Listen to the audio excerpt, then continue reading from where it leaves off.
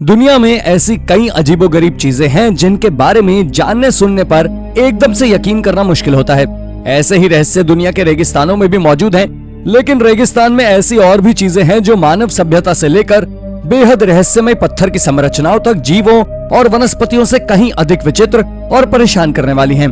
ये रहस्य ऐसे हैं कि वैज्ञानिक तक इसके बारे में कुछ समझ नहीं पाए, और ऐसे ही कुछ चीजों के बारे में हम आज इस वीडियो के माध्यम से आपको बताने वाले हैं। तो चलिए शुरू करते हैं आज की इस वीडियो को। Number 10, Texas desert Prada store. दोस्तों, आपने प्राडा ब्रांड के बारे में तो सुना होगा और अक्सर बड़े बड़े सेलिब्रिटीज को प्राडा के प्रोडक्ट इस्तेमाल करते भी देखा होगा। साथ ही प्राडा स्टोर या बुटीक के बारे में सुना होगा जहां अमीर लोग अपने पैसे खर्च करके सामान खरीदते हैं। और ठीक ऐसा ही एक स्टोर प्राडा मार्फा के नाम से 2005 में माइकल एल्ग्रीन और ड्रैक्सेट द्वारा टेक्सास डेजर्ट में स्थापित किया गया। और इन दोनों कलाकारों ने काम को pop architectural land art project के रूप में वर्णित किया। और ये प्राडा मार्फा स्टोर टेक्सास के उत्तर पश्चिम में 2.3 किलोमीटर की दूरी पर स्थित है और शहर के उत्तर पश्चिम में लगभग 42 किलोमीटर दूर है।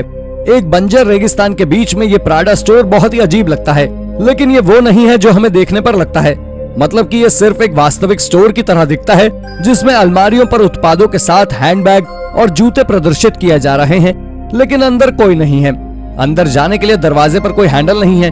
हालांकि पूरा होने के कुछ दिनों के बाद ही इसको लूट लिया गया और ये लगातार बर्बरता और विवाद का विषय बन गया है।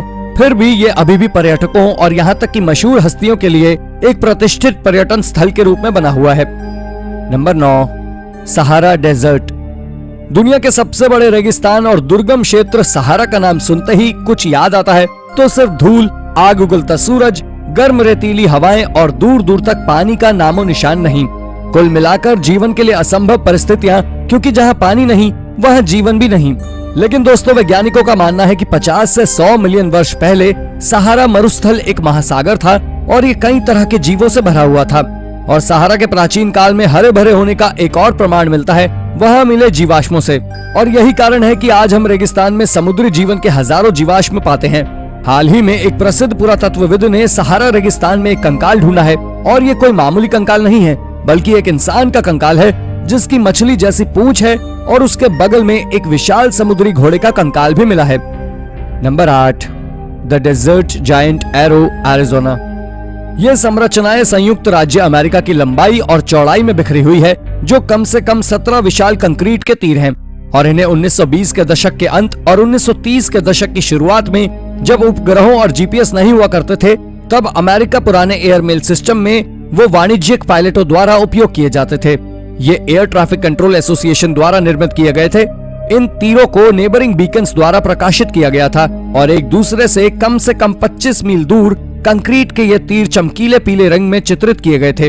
अब इनमें से कई निशान मिट गए हैं। हालांकि कुछ को गूगल एरियल मैप पर देखा जा सकता है, लेकिन इनका रंग फीका पड़ गया है और इसके बावजूद भी कई ये निशान लोगों को मोहित करते हैं। उदाहरण के लिए सेवानिवृत्त कैलिफोर्निया युगल ब्रायन और शार्लोट स्मिथ संयुक्त राज्य अमेरिका के चारों ओर ड्राइव करते हैं और अपनी विशेषज्ञ वेबसाइट एरो अक्रॉस अमेरिका के लिए इन सभी तीरों की तस्वीरें खींचते हैं। Number 7, Mojave desert phone booth, Mojave. दोस्तों, आप सोच रहे होंगे कि फोन बूथ कोई खास स्थान कैसे हो सकती है, लेकिन अगर यही फोन बूथ किसी रेगिस्तान में स्थित हो जहां कोई नहीं रहता है तो जरूर सुनने में अजीब लगेगा। ये फोन बूथ मूल रूप से 1948 में स्थापित किया गया था ताकि स्थानीय ज्वालामुखी सिंडर माइनर्स और क्षेत्र में रहने वाले अन्य लोगों को टेलीफोन सेवा प्रदान की जा सके।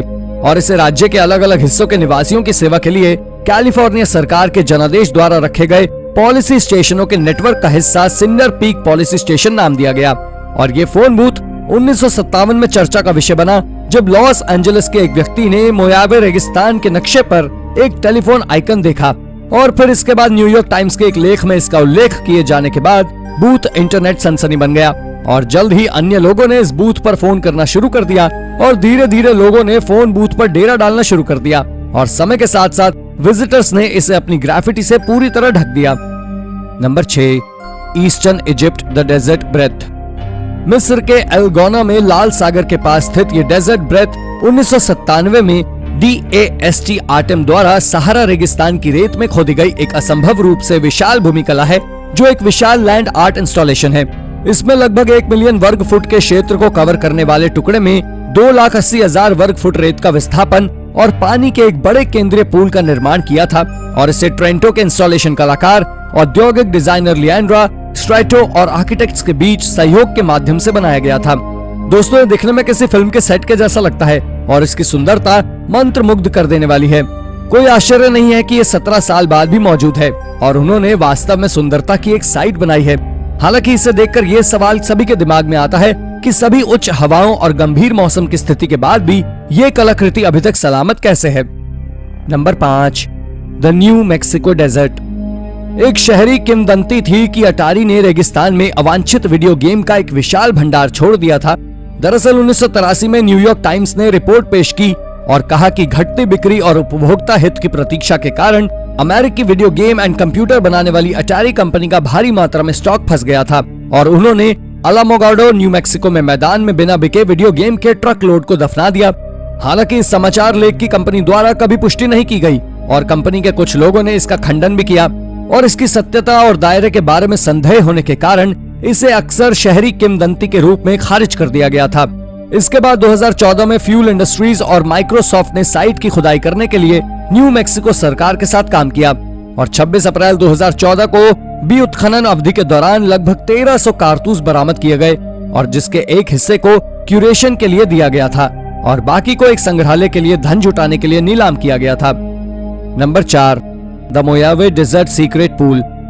दोस्तों, क्या आपने कभी रेगिस्तान में पूल देखा है? अगर नहीं तो आपको मोयावे रेगिस्तान में जरूर जाना चाहिए क्योंकि यहाँ कलाकार अल्फ्रेडो बारसुगलिया द्वारा डिजाइन किया गया और सौर ऊर्जा से चलने वाले पानी के फिल्टर के साथ मीठे पानी का पूल सभी लोगों के लिए खोला गया था और यहाँ तक पहुँचने के लिए आपको वेस्ट हॉलीवुड में स्थित make centre for art and architecture से जीपीएस निर्देशांक और पूल की एक की प्राप्त करनी होगी। ये पूल निकटतम सड़क से एक लंबी पैदल दूरी पर स्थित है और इसके लिए कोई पगडंडी या संकेत नहीं मिलते हैं, इसीलिए विजिटर्स को पूरी तरह तैयार होकर आने की आवश्यकता होती है। वैसे इसमें जाने के लिए आपको 4 चाबियों का सेट मिलता है जिसमें से कोई एक चाबी ही इसकी होती है जिसे आपको ढूंढना होता है और इसके बाहर आना पड़ता है। और दोस्तों, एक समय में यहाँ केवल एक व्यक्ति या छोटे समूह को पूल का उपयोग करने की अनुमति है और वो भी केवल 24 घंटों के लिए। Number 3, Egyptian sands Libyan glass. हमारी पृथ्वी पर सबसे शुद्ध कांच सहारा डेजर्ट में पाया जा सकता है जिसे लिबियाई डेजर्ट ग्लास या ग्रेट सैंड सी ग्लास कहते हैं, जो एक इम्पैक्टाइट है और ज्यादातर लेस्टेरियाराइट से बना है और ये पूर्वी सहारा के क्षेत्रों में पूर्वी लिबिया और पश्चिमी मिस्र के रेगिस्तान में पाया जाता है। रेगिस्तानी कांच के टुकड़े कई वर्ग किलोमीटर के क्षेत्रों में पाए जा सकते हैं और ये क्षेत्र विचित्र रूप से प्राकृतिक कांच का उत्पादन करता है और 1930 में हुई इस कांच की खोज के बाद से वैज्ञानिकों और भूवैज्ञानिकों को चकित कर दिया है कि आखिर इसका निर्माण कैसे हुआ। वैज्ञानिकों का कहना है कि यह लगभग 26 मिलियन वर्ष पुराना है और इसका रंग अलग अलग है और दिखने में मानव निर्मित बोतल जैसा प्रतीत होता है और राजा तूतनखामून के मकबरे में उसके गहनों के केंद्र के लिए एक सुंदर पॉलिश किए गए कांच के टुकड़े का उपयोग किया गया था जो कि पूरी तरह प्राकृतिक था, लेकिन इस तरह का निर्माण प्राकृतिक रूप से होना अविश्वसनीय है। Number 2, just some upside down Cadillacs. Cadillac ranch America के अमरीलो टेक्सास में एक सार्वजनिक कला स्थापना और मूर्तिकला है। इसे 1974 में चिप लॉर्ड हडसन मार्केज और डग मिशेल्स द्वारा बनाया गया था जो कला समूह एंड फॉर्म का हिस्सा थे और वो खुद को कैडिलैक फिन्स के विकास के लिए श्रद्धांजलि के रूप में 1974 में बनाया गया एंट फार्म कहते हैं। उन्होंने 1949 क्लब सेडान से 1963 तक 10 कैडिलैक चलाए। ये सभी कैडिलैक्स पश्चिम की ओर एक पंक्ति में थे और वो मिस्र में गीजा के महान पिरामिड के समान कोण पर है। हालांकि ये एक निजी भूमि पर है, लेकिन इन्हें देखने के लिए प्रोत्साहित किया जाता है और इसे देखने के लिए दुनिया भर से लोग आते हैं और ये लोग इस पर पेंट करके अपनी छाप भी छोड़ सकते हैं। वैसे जब इन्हें यहाँ दफनाया गया था तो ये अपने मूल रूप में चित्रित थी, लेकिन फिर इसे देखने आने वाले लोगों द्वारा खुद की छाप छोड़ी जाने लगी। Number 1, the abandoned domes of Casa Grande. Arizona के रेगिस्तान में बताने के लिए वैसे तो कई कहानियां हैं, लेकिन एक बहुत ही अजीब कहानी है जो कासा ग्रैंड के गुंबदों के बारे में है और इनके पीछे कई खौफनाक सिद्धांत शामिल हैं। इन डोम्स का निर्माण 1970 के दशक के अंत से लेकर 1980 के दशक की शुरुआत तक कंप्यूटरों के निर्माण की सुविधा के लिए किया गया था, लेकिन शायद कभी भी पूरा नहीं हुआ और ऐसा इनकी कुछ नींव से स्पष्ट होता है कि इन्हें शुरू किया गया था और फिर मोल्डर के लिए छोड़ दिया गया था। इन इमारतों में से एक को उड़न तश्तरी की तरह आकार दिया गया है और अन्य 3 ऐसे हैं जैसे कि गोले एक साथ जुड़ गए हों और ये विशाल कंक्रीट के कैटरपिलर की तरह दिख रहे हों। स्थानीय लोग इन गुंबदों को कर्मकांडीय जादू टोना और शैतानी पूजा से संबंधित बताते हैं। उनका कहना है कि यहाँ एक भटकते हुए आदमी की आवाजें सुनाई देती हैं, जो रहस्यमय तरीके से गुंबद के अंदर बाहर गूंजती रहती है।